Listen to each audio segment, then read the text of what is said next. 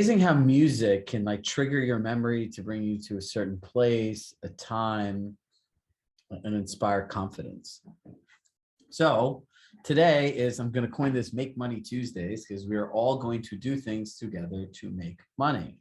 Now, I wanted to just kind of go back to yesterday. And if you weren't here, this will be a nice recap for you. The best way to create clarity, the best way to add value to clients is by learning how to say no. Because if this thing is taking your time and this thing's taking your time and this thing's taking your time, let's all be serious. What really matters is the coffee, right? And I don't have time for this, and this is the one that really matters. It's not a great business model. And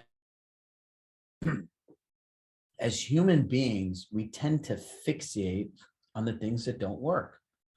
I was on a coaching call the other day with a client, and the first part of the call was, excuse me, 1 second.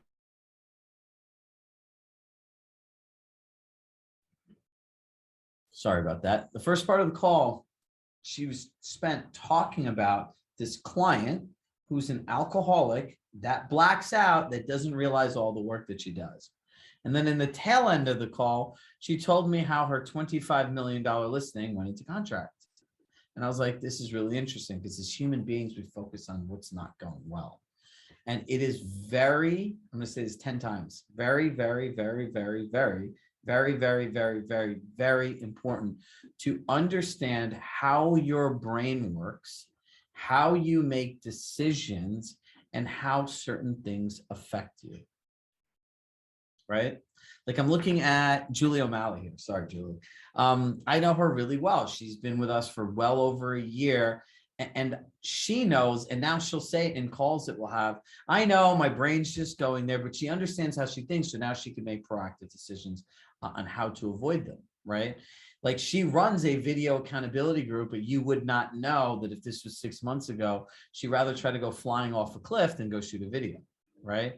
But now she's doing them all the time with confidence because she learned how her psychology works. So you guys have to keep your own decision-making matrices in the forefront of your mind.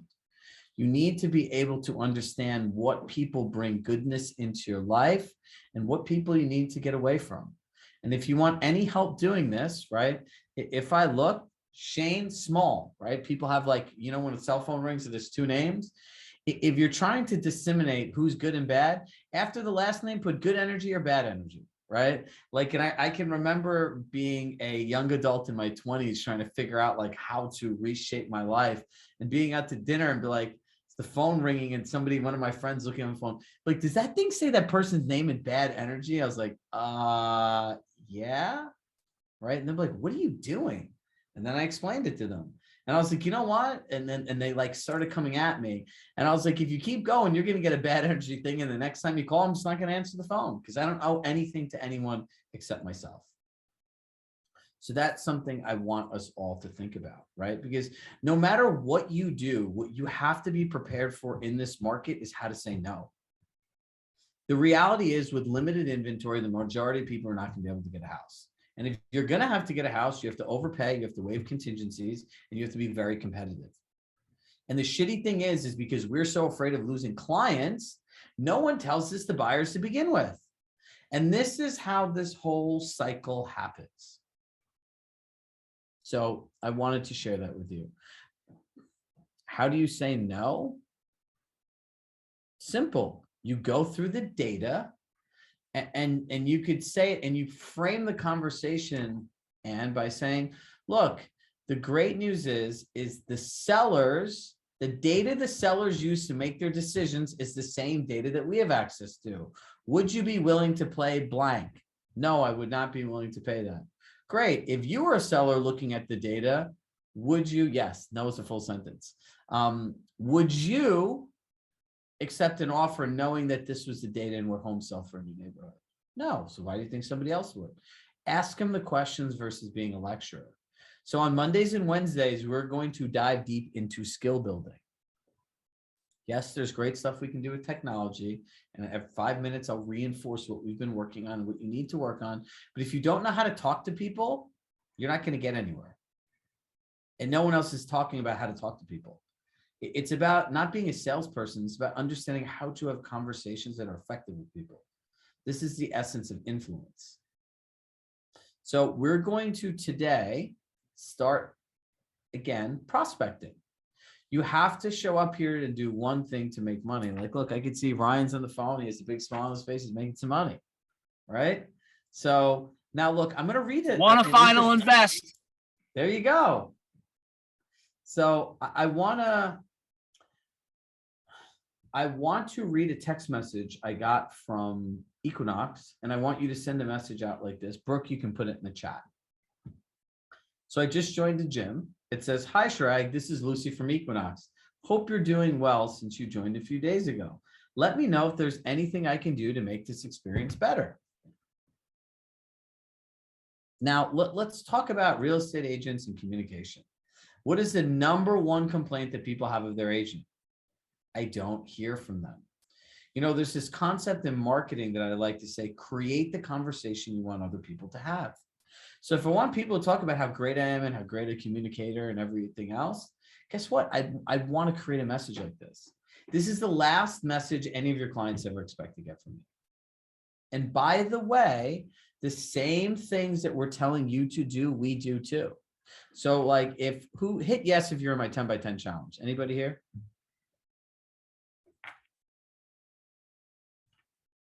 One person. Okay.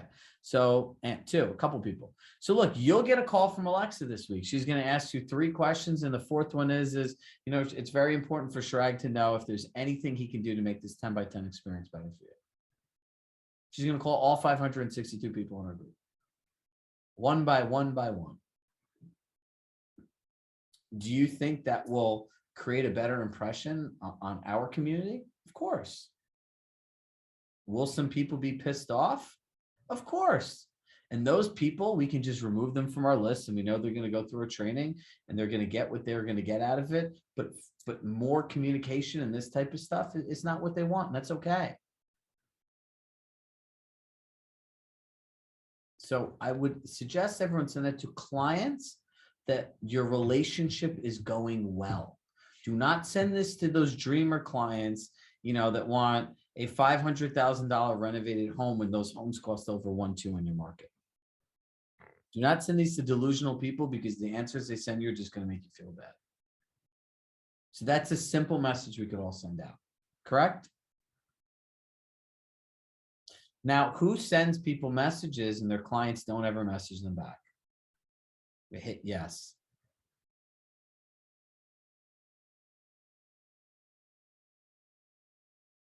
Desiree. See, I think I said that right this time. So if you think about this, I'll share a story with all of you. My parents, right, because my dad and mom are immigrants. My dad came here with $8. When he buys something, he wants to go through the whole entire experience.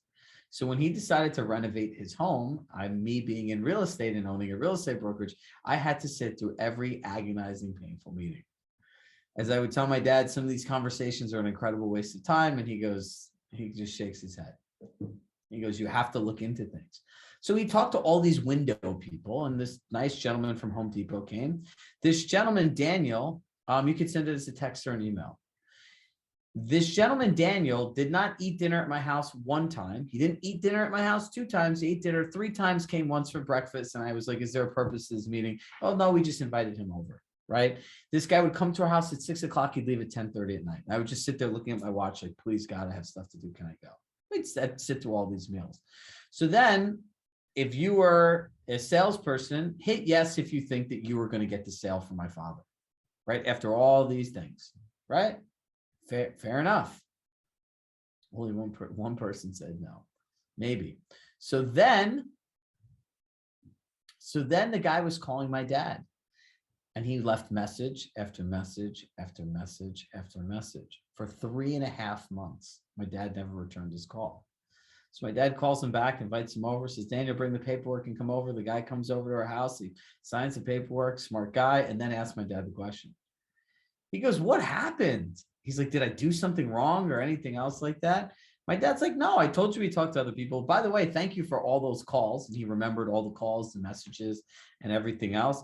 He goes, look, I have my kids, I have my wife, I have work. He goes, I got busy, and this wasn't just the top priority, but I appreciate how thoughtful you were in the process. Just because they don't respond to you does not mean they don't like you, they don't care, and they don't appreciate it.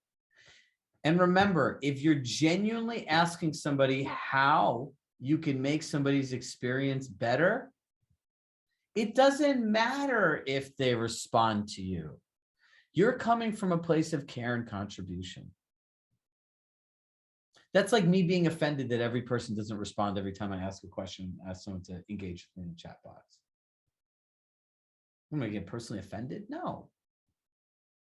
Right? So now I want you to think about this and how you communicate with your clients.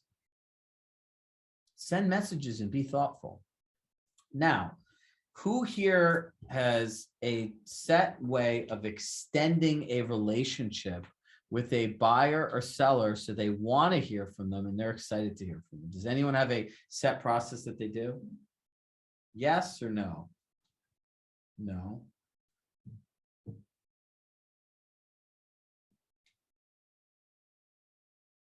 Mostly no's. Okay. Well, let me explain this to you. However, first you all need to take one action. So I'm going to give you a good carrot, but you have to all do something first. Right? Remember I said if you came here 45 times in a year and you did this, you'd all make more money. So if you have a question on how I can support you, sending a phone call, email, text message, video. If you don't know what to send someone and you just took a buyer out yesterday, send them a buyer recap email. Say, you know what? Hey, Victoria, we went to 123 Main Street. Here's your feedback from the property. Here's the questions that you wanted to know. I'll get back to you by this time. Please let me know if there's anything else I could do to be helpful. Remember this. If you're not sending recap emails and you're counting on your clients to remember everything, why wouldn't they all just go to the listing agent directly? Why?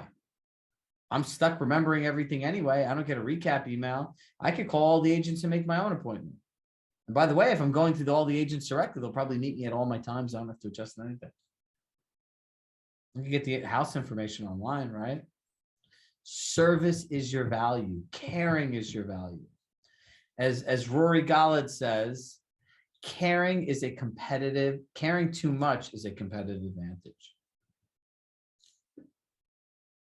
Caring too much is a competitive advantage.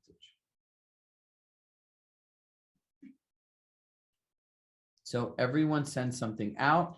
If you need help or need a prompt or have a question, put it in the chat if you don't know what to send. And then I'm going to spend the last 5 minutes showing you guys how to effectively extend a relationship with your clients after closing.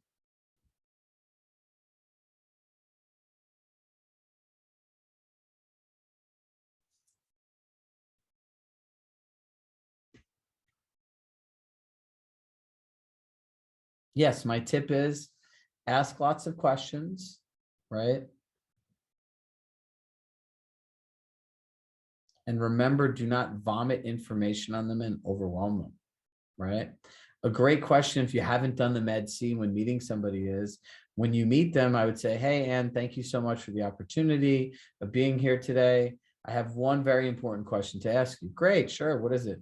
What's most important to you about an agent and company that represent you in the sale of their home? And whatever it is they say, that's what you spend time talking about.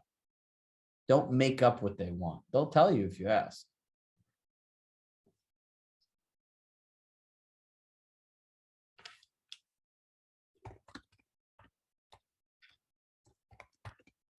I'm typing in the chat.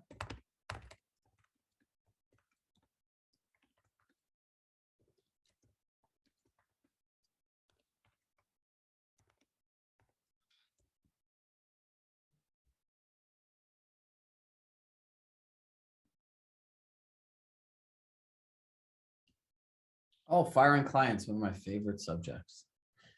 Michelle and Jason, watch the session we did yesterday on working with buyers. Are they a buyer or seller?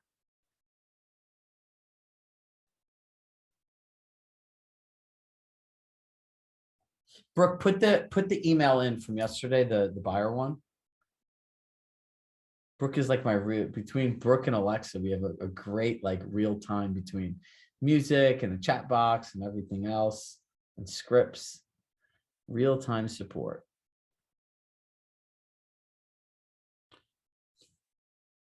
Well, I hope your kids feel better. Most importantly, Jake, are you trying to send the experience email? So I would send that, Michelle and Jason, I would send that email, right? And then when they contact you, go through the market, right? And actually share with them what it takes to win a home and say, you know, given this information, is this the right time for you to buy, right? Refer your problem to somebody else. That's great karma. Bad juju, guys. Don't do that. Unless it's somebody you don't like and it's unethical and not great. I'm kidding. Watch the video. It walks you. We went through the whole entire process. Watch the 9:30 session from tomorrow. I think it was a slightly different. Jake, I would send this as a text message. If you want to send this as a bulk email, it says, you know, making your experience better or improving your experience, right? Or something that says, how can we improve? Not how can we improve, making your experience better. If you saw an email that said making your experience better, I would click it like, oh, great. How can I make my experience better? All right, write in the chat once you sent the message out. Message. You could write a note from Robert's handwritten note library.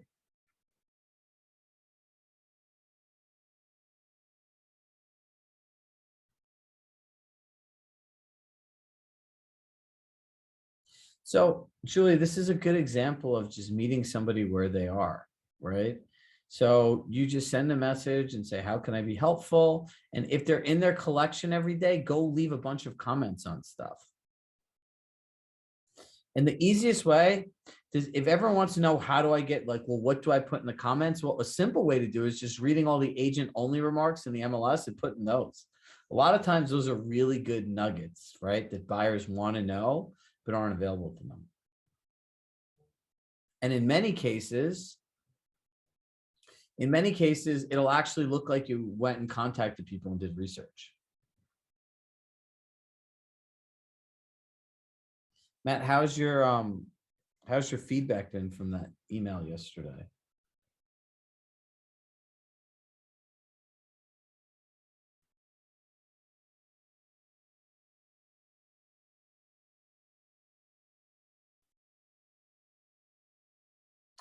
The people who are sending the email, have you guys got any responses yet?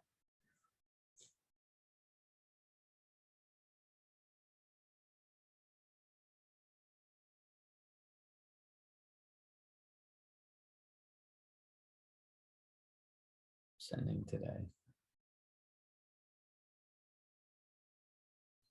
All right, I'm going to give everyone a minute.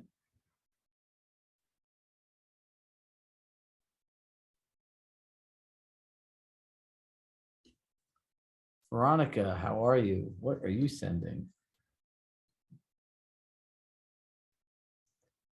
Brad?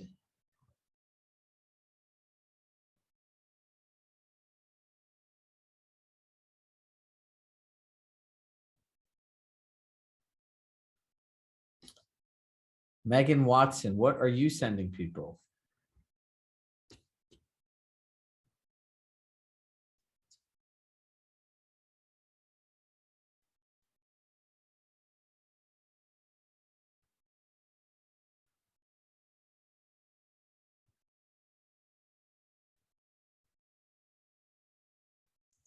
Matt, where are you? Unmute yourself.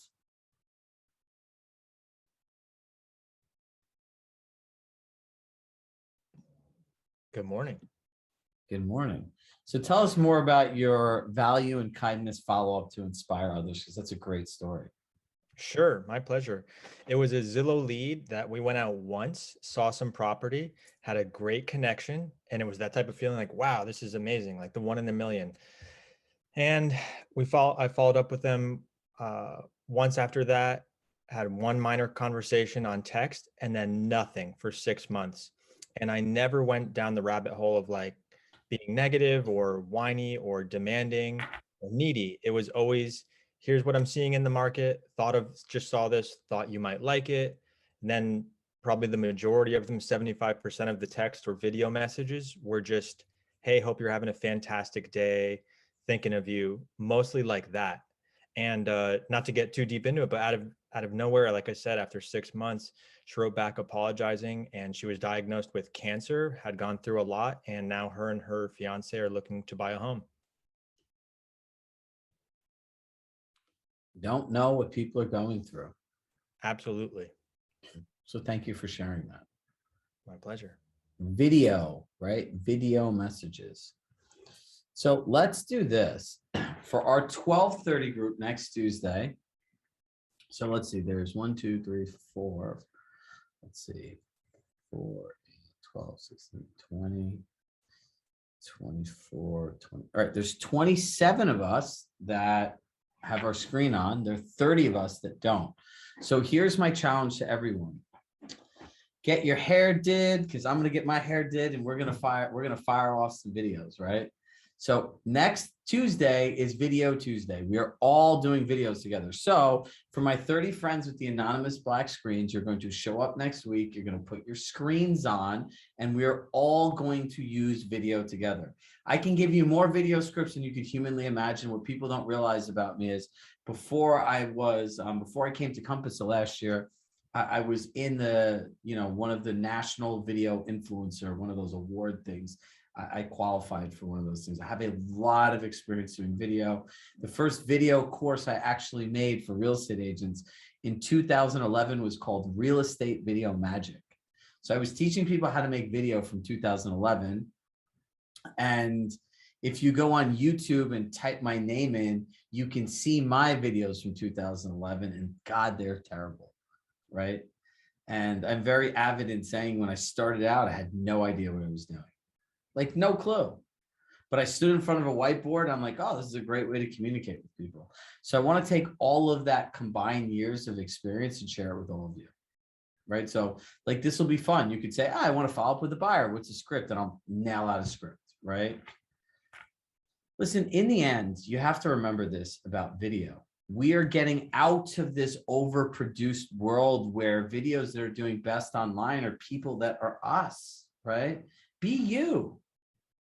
If you're kind of slightly awkward and weird, so what? Be weird. When your clients meet you, they're going to know who you are, right? Like that's who I am. It's like, listen, I'm an overly positive human being. I can't tone that down. If somebody asked me to make a 5-week sales program or even a 1-hour webinar that's like, hey, tease some value, don't give away the whole thing and then set it up so someone, but I'd be like, I don't know how to do that. I know how to give everything and then hope I earn enough value that people want to stay. Be who you are. And that's what I want to do next week. So are we all good with that? So for my 30 anonymous friends, hit yes if you have a black screen and you're going to show up here with your camera on. There's no black screens. So I'm telling you a week in advance, like if you're in your car, that's great. You can send videos from your cars. Your clients know that you drive around all day.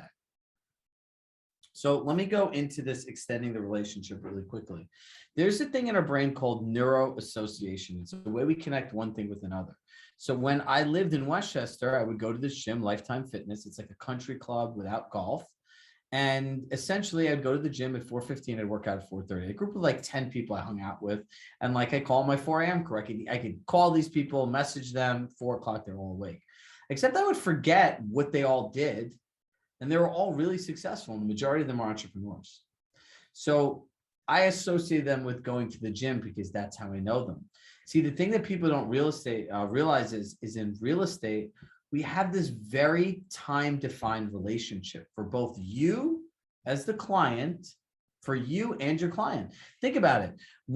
If me and Shannon, we're in a transaction together, we're going to call, email, text message all the time. We're going to talk about our families and work, and she might be my therapist at times. And that's what it's like being a real estate agent, right? But something crazy happens, a closing. It's like when the clock hits 12, as if we were Cinderella, and the next day comes, Can you give them a call? What am I going to talk to them about? I don't know. What the hell did you talk to them about for the last 4 months, right? Like, it's weird. For your clients, it goes from a defined to an undefined relationship, right? Because it's defined by that transaction. It's like if two people were been best friends for 35 years and they drank a bunch of wine together one night, and then all of a sudden their relationship became a little different the next day, right? It would be weird for those people because that was not part of their relationship and how they associate to one another, right? But then there are people you meet in life that have been casually dating for 2 decades and it's fine with them.